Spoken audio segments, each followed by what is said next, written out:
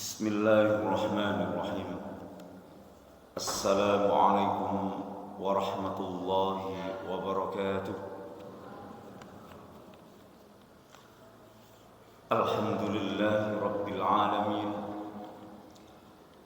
As-sami'ul alim, al-ghafurur rahim, al-qawiyyul matin, al-azizul jabbarul mutakabbir, الذي لم يتخذ ولدا ولم يكن له شريك في الملك ولم يكن له ولي من الذل وخلق كل شيء وقدره تقديرا.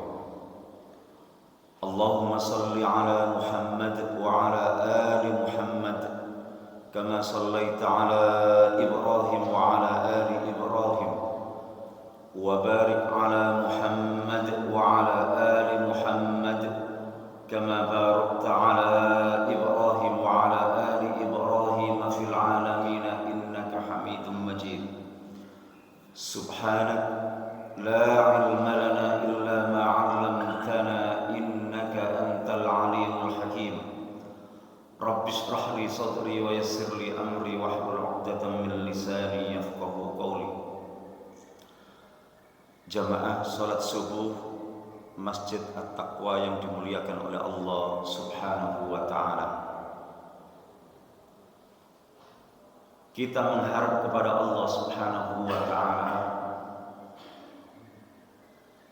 apa yang sudah kita lakukan di pagi hari ini, menunaikan salat subuh secara berjamaah, meluangkan waktu kita untuk mengkaji apa-apa yang disampaikan oleh Allah di dalam firman-Nya, apa-apa yang disampaikan oleh Rasul-Nya di dalam sabdanya. Kita berharap ini semuanya kelak menjadi pemberat timbangan amal kita kelak di akhirat. Allahumma amin. Bapak Ibu yang dimuliakan oleh Allah Subhanahu wa ta'ala,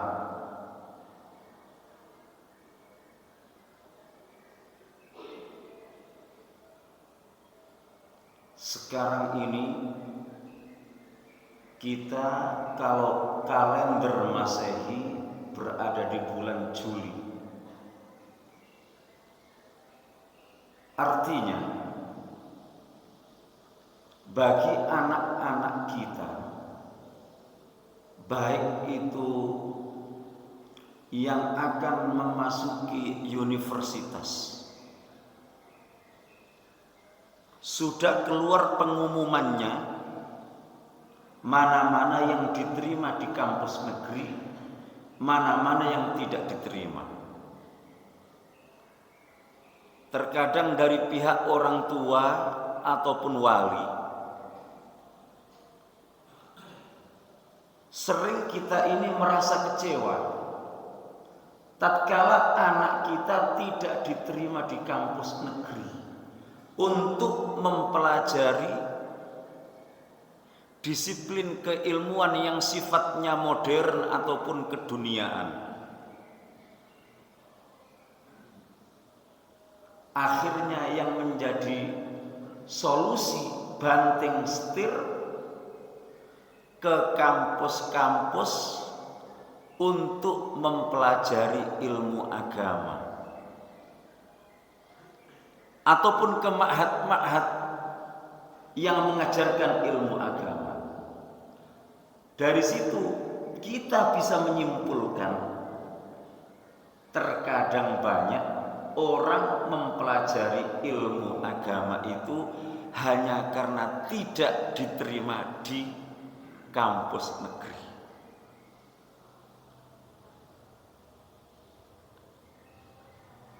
Seakan-akan mempelajari agama itu karena terpaksa.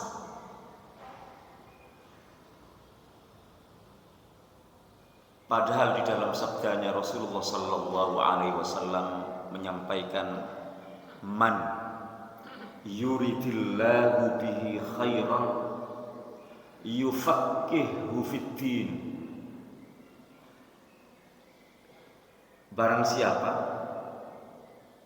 yang diinginkan oleh Allah Subhanahu wa taala untuk terjadinya perubahan ke arah kebaikan pada dirinya, indikatornya adalah Allah akan memahamkan orang itu ilmu agama. Yufaqihu fiddin, dijadikan orang itu paham terhadap agama.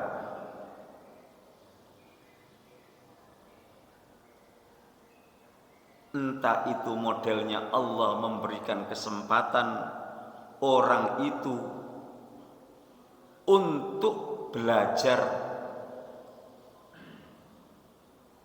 Ya kalau di kampus itu ada fakultas agama Islam. Entah itu pendidikan agama Islam, entah itu hukum keluarga Islam. Artinya, kalau kita menelaah apa yang disampaikan oleh Rasulullah Sallallahu Alaihi Wasallam, tatkala seseorang itu diberikan kesempatan untuk mempelajari ilmu agama, tanda indikasi bahwasannya Allah Subhanahu wa taala menginginkan anak tersebut, menginginkan orang tersebut adanya perubahan ke arah yang baik.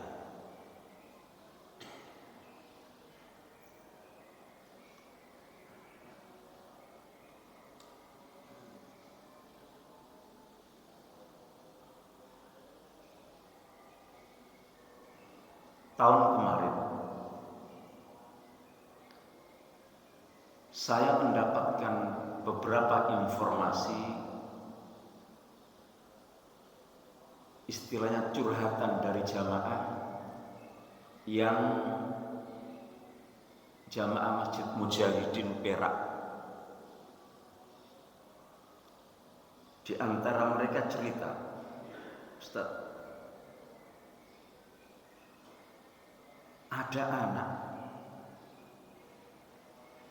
yang menjual rumah orang tuanya, dibagi rata sama adik kakaknya, mereka 3 orang.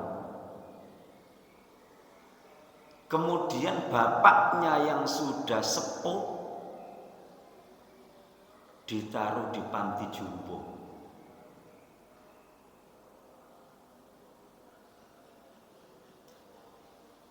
Apa anaknya itu tidak berpendidikan? Ternyata anaknya berpendidikan. Apa anaknya tidak bekerja? Ternyata bekerja. Setelah ditelisik, ternyata anaknya ini betul berpendidikan, betul dia sarjana. Akan tetapi riwayat pendidikan yang ditempuh oleh anak-anaknya sejak kecil sampai dia dewasa, sampai dia bekerja, tidak ada muatan agamanya.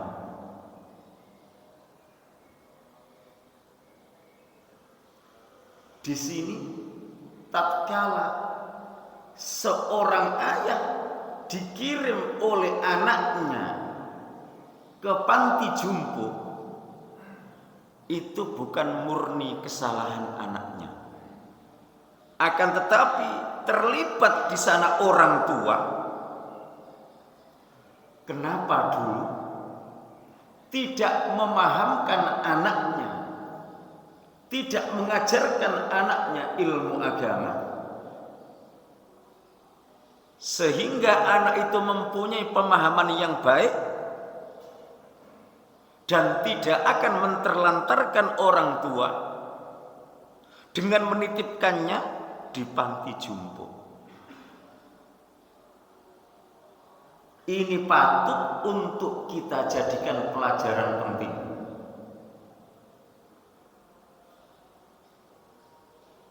Terkadang apa yang kita lakukan, bimbingan yang kita berikan kepada anak kita, itu biasanya akan kita tuai di masa tua kita. Dari sini para jamaah yang dimuliakan oleh Allah Subhanahu wa taala, pentingnya kita ini untuk memahamkan anak kita tentang agama Islam ini. Pentingnya kita ini mengajarkan anak kita materi-materi pendidikan agama.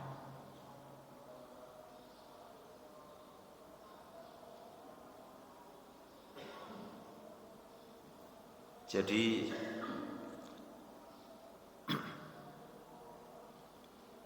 kata Rasulullah sallallahu alaihi wasallam, kita semuanya ataupun anak Adam itu dilahirkan dari rahim ibunya dengan fitrahnya masing-masing, dalam keadaan masih baik, masih suci. Fa abawahu yuhawidanihi au yunassiranihi au yumajjisanihi. Kedua orang tuanya lah yang mempunyai kesempatan besar, mau orang tuanya itu menjadikan anaknya beragama Nasrani, beragama Majusi, beragama Yahudi.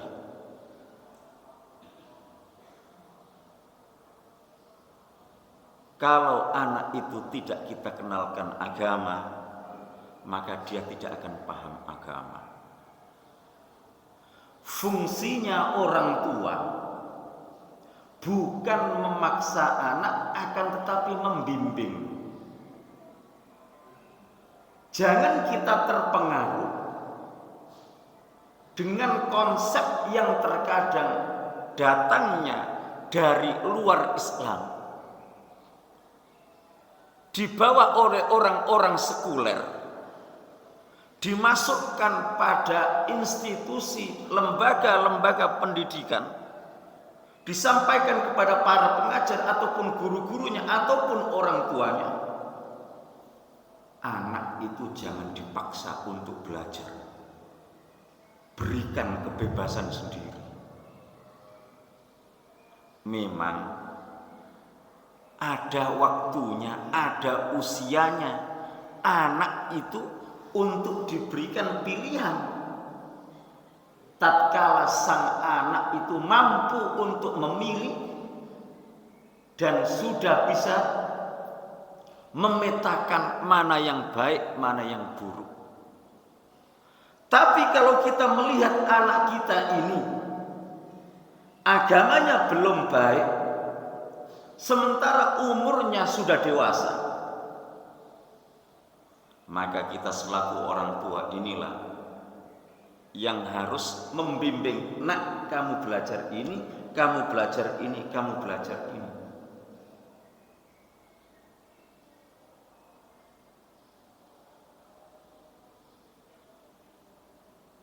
Artinya kalau kita mengarahkan anak kita untuk mempelajari ilmu agama,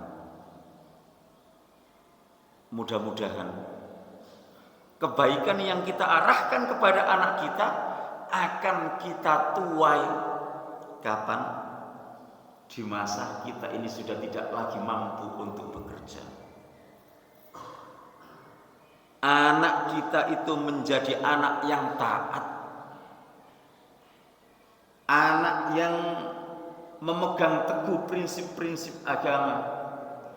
Itu bukan turunan, akan tetapi ada proses yang harus dilaluinya. Maka kalau kita ingin adanya